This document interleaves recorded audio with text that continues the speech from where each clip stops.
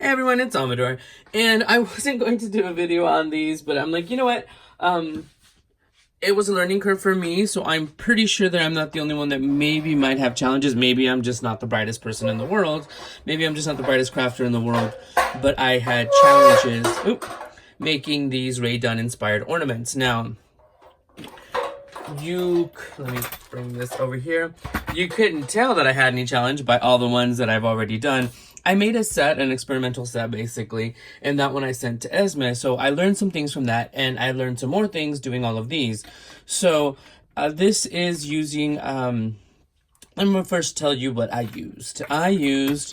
The ornaments come from Hobby Lobby. Now I painstakingly went to all of the craft stores, of the excuse me, big box stores, and I compared them and I looked at them price wise and everything, and the ones that I prefer are the ones from Hobby Lobby. Now, I would have loved to try this on the ones from Target, but Target wants to be lazy Larry and not put out their Christmas crap. So I went the other day and nothing. So I'm gonna have, and that's why I waited to do this tutorial. Maybe Target had a finer, let's be honest, Target usually has a finer quality of items of certain things, or they just maybe look a little bit more luxe because you're paying a little bit more for them. But I can't do one on those because they don't have anything out. Like literally they have the half a row of lights and they're not even on. So anyway, I digress. Apologies for that. But so the ones that I liked are the ones from Hobby Lobby. And for whatever your stances are with Hobby Lobby, whatever. These are $9.99 normally, regularly, but I waited till they became 50% off. Another reason why I haven't been able to do this, because I would love to just go, yes, I'll take everything and pay retail. I don't think so. Hobby Lobby has enough of my money. This one is the Winter White, and this holds 12. There's 12 in this container, and they come, you know, separated by these little things. There's 12 of these. Now, the reason why I liked these more is because the ones from Michael's are a little bit more see-through, and I don't mean like iridescent. No, I mean like see-through. Like this one seems more like a porcelain or a resin, as opposed to where those seem like a little bit more of like just a see-through glass ornament. So I felt that the letters showed off much better from this. So these were $5, and I got 2 containers. So I made 12. And I made 24 right now because I have a few people that I'm going to gift these sets to, and I wanted to get them done to send them out. Now, so that's the ornaments. I got those from Hobby Lobby, like I said. So it's $5 for 12. You do the math because I'm too tired. So that's 12 ornaments, because you try to calculate the amount that you're spending, because you still have to ship these out. You know, you still have to ship these out. And let's be honest, the post office, by the way, the gifts that I sent to Esme, one of them were broken. Thanks a lot, post office. I paid $40 in shipping for you to break something. Thanks a lot. So if anybody works from the post office, tell them I said thank you, jerks. Anyway, I use the red that I used. I did some research and I did some whatever. I'm not the most finite person with vinyl. I'm still learning. So I use this Oracle 651. It's in the red. Now it's 10 feet. And if I'm not mistaken, I forgot how much it cost. I got this from Amazon, and I think I paid like $10 or $9 or $8. I don't know. But it was super inexpensive. And I have a lot because I thought I might have quite a few more things to do, because this is like a really good Christmas red. You know, it's not a bright red, and it's not a dark burgundy, and if you notice on white it looks really nice, like even more Christmassy red. So I use that one from Amazon, and I will have the links. And by the way, some of the links are affiliate links, so you know, please use them. I do get a little bit to continue to do some of these crafts, because these supplies are not cheap. Now this big Mama Jamma is this is transfer tape from Amazon as well. Now I think I got like 50 feet or 50 yards. Like, this is a lot, and it was super inexpensive. I know that many people use the contact paper from the dollar store, but you only get a certain amount. And this one isn't too strong. I've had challenges where with the transfer paper, like I go and put the item down and it still sticks to the transfer paper. This picks it up perfectly. And this picks up the vinyl from the backing, and I haven't actually pressed this, and it picks it up, and when you press it down and and see, look, it comes off perfectly. And I wasn't like doing that forever. And I'll actually do an actual full process of one in a minute, but I wanted to show you what I learned. So anyway, so this one is super expensive. It's a lot. And I know that you can recycle it, you can reuse, and go back and forth. But with fabrics, you get fat things everywhere. And this is like literally, I cut a 6x12 piece of this to cut out my letters, then a 6x12 of the thing, and put it on there. It's much easier. It just, trust me, it's much easier. So I used, now the font that I used is from DaFont. All I did was just Google a Rae Dunn font. And this is, you can see here, I did all of them. That way I could do them all at once. And now this is a little wasteful with vinyl. You do waste a lot of vinyl, I'm not gonna lie. If you have friends that do vinyl projects, trust me, they waste 90% of what they use. So I did leave a little space though, just to make it easier for me to cut them and trim them to separate them.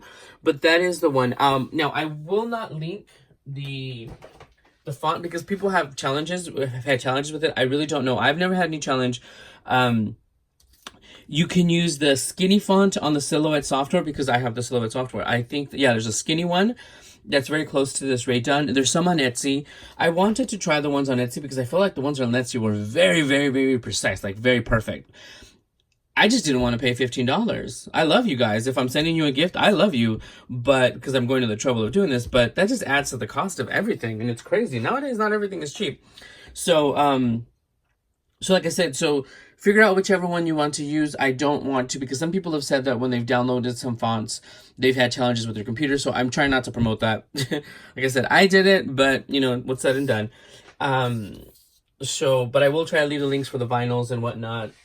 I have, like I said, I have that. And I did it. Now, let me see, because I know you guys might want to ask. The size of the height is 1.315. I shrunk it down a little bit, basically a little bit over 1 1/4. Because I wanted, the first ones I did, I felt that the letters were too big and I just really liked this where it was more focused. And I went and I did a little bit more research, and I looked at the Rae Dunn ornaments, and they do have like a smaller font where you could see everything a lot better. So I wanted to do it this way. I like how it shows, I just like that it shows it better. So I did that. What else? So the most important thing that I learned is that when you're making ornaments or any kind of jars or anything, you have to remember of your surface. I'm a paper crafter by hobby, so vinyl is something I'm barely getting into. Not barely necessarily, but I've only done a few small projects. So the first time I literally just went all, guns a-blazing, and I did it on here, and look. You learn hard that this is not going to lay down here. Now, I've seen many tutorials online, and literally the only reason I'm actually doing this tutorial, and it's not even a tutorial, it's more like a process, is that nobody really, if you do like coffee mugs or the tapered mugs, they tell you, to account for that and change your cut and everything, and so it's straight and blah, blah, blah. When it came to this, I feel like nobody really mentioned this. Let me tell you. So let me see. I'm trying to make some space here. So I just brush it on a little bit with my bone folder. Now, what I've learned, because this can go on a flat surface easily, when it comes to a sphere, not so much. A round surface, yeah, it'll work. But when it comes to a sphere like an ornament, no. So what I do is I go in here with these scissors and I cut. This will give your base space for you to actually bring your image to a flatter surface, in a flatter way, and it lets you contour it to the sphere. Like I said, I've seen so many tutorials. I was looking around and I'm like, I feel like nobody really addressed this, so I really didn't even think about it until I was actually doing it. And yeah, so, and I do little slits here so it can kind of help again at the edge. So I did that with many of them. The ones that you really want to do it with is when you have O's, because it occupies so much space, and if not, your O's will overlap, it will fold, it will bend. It was nuts. So I wasn't going to do a tutorial, like I said, but this is the main reason why I wanted to actually address that thing. Make sure you cut into your cut. like that. Make sure you have clean hands. Oh, and also with your ornaments, make sure that you clean them with alcohol to get any oils or dust or any sealing agents that they put on there to make them shiny. So I start like this, and I want to find the center. I kind of lay it lightly on there, but what I start with the center letter or the letters, and I apply them and I press them down first, right here. Then I will go to the next one, and you see how it's already starting to go over, like smooth over. I start from the center and I press up. Center, press down on letter per letter. Now, the ones that are really close together, I don't cut those, so you have that space. But when you press this over, you see it curves over. So almost all of the transfer tape is already smoothing over, so you're not having bumps and folds and overlapping. So once you've done one side, you go to the other side, and like I said, I like to go from the center of the letter out, center of the M up, down, and like I said, this one I didn't cut because they're close together, so you want to keep that little space, and then down with the M. So if you look, it is all almost flat. That's what you want. That's what you want to do. And be careful. Remember, these are glass ornaments, so don't be rough. Take your time. I haven't broken one yet, but what broke was almost my spirit trying to figure out the sphere thing. So I take my bone folder because it's a flat surface and I go over it. But also just take maybe a t-shirt or a lint-free rag. I have lint-free rags because I do some chalk painting. So yeah. And make sure that you go over the tops well, because then you're going to peel off your transfer tape. And watch this not all work easily. Here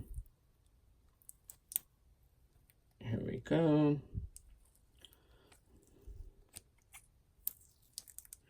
I had so many problems with my letters coming back up, but it was because the transfer tape was bunching and folding over itself. And look at that. Literally, it's taken me, and then, oh, I also like to go with the lint-free rag over it like this, because you also, this way, you eliminate any adhesive that was on there or whatever.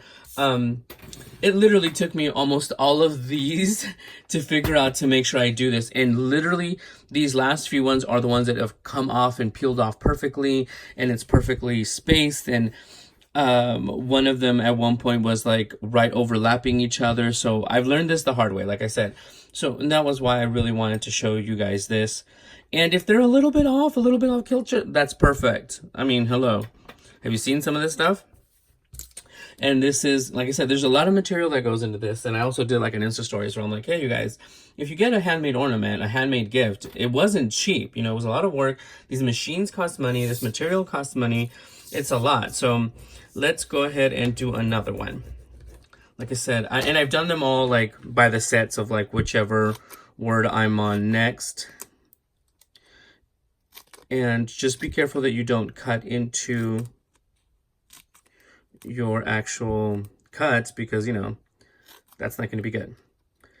And you don't have to cut all the way, just enough to understand that the part that you're cutting out is what the transfer tape is, and the paper is going to fold over itself. So this way you're not making it bunch over itself, and then you can actually account for that curvage of the ornament. And like I said, I start from the beginning middle letters. From the middle letters, and then you can go either way you want.